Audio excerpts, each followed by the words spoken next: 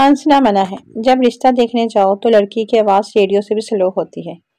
پتہ نہیں شادی کے بعد اچانک بوفر کہاں سے لگ جاتے ہیں۔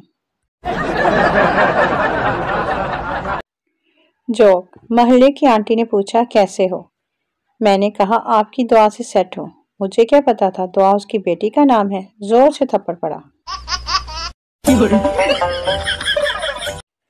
ہنسنا منع ہے۔ مرد جب کسی عورت سے محبت کرتا ہے تو وہ اپنے دل پر ہمیشہ کے لیے تالے لگا لیتا ہے تاکہ کوئی اور عورت اس کی زندگی میں نہ آ جائے، اور اگر کوئی سائڈوں سے آ جائے تو مرد ذمہ دار نہیں ہے۔ جوک: 60 سالہ عورت نے اخبار میں اشتہار دیا، مجھے رشتے کی ضرورت ہے۔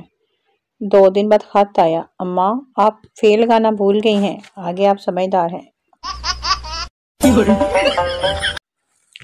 ہنسنا منع ہے۔ شادی سے پہلے لڑکا: کاش وہ دن جلدی آئے۔ لڑکی: تم مجھے چھوڑ کر تو نہیں جاؤ گے؟ لڑکا: نہیں ایسا سوچنا بھی مت۔ لڑکی: کیا آپ مجھے مس کرو گے؟ لڑکا: ہاں۔ لڑکی: تمہاری زندگی میں کوئی اور تو نہیں؟ لڑکا: نہیں تو۔ لڑکی: کیا تم مجھ سے محبت کرتے ہو؟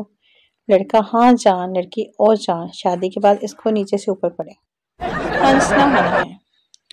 سعودی عرب کے دارالحکومت ریاض میں کچھ مستری مزدور اور ایک انڈین شخص فلیٹ میں ساتھ رہتے تھے۔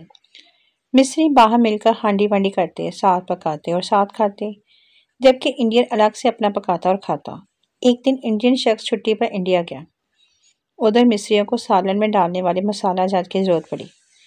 مصریوں نے انڈین شخص کے مسالہ جات سے ہاتھ صاف کرنا بازار جانے کی نسبت آسان سمجھا۔ چند ماہ بعد انڈین واپس آیا، مصریوں سے ملا اور اپنے کمرے میں داخل ہوا۔ کچھ دیر بعد وہ گھبرایا ہوا بڑبڑاتے ہوئے اپنے کمرے سے نکلا۔ مصریوں نے پوچھا کیا ہوا؟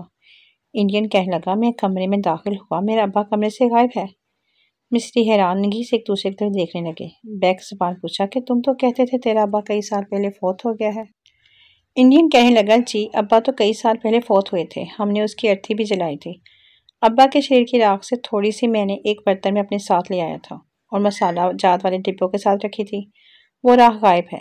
مصری پھٹی آنکھوں سے ایک دوسرے کی طرف دیکھتے ہوئے پوچھ رہے تھے مطلب وہ کالی مرچیں نہیں تھیں؟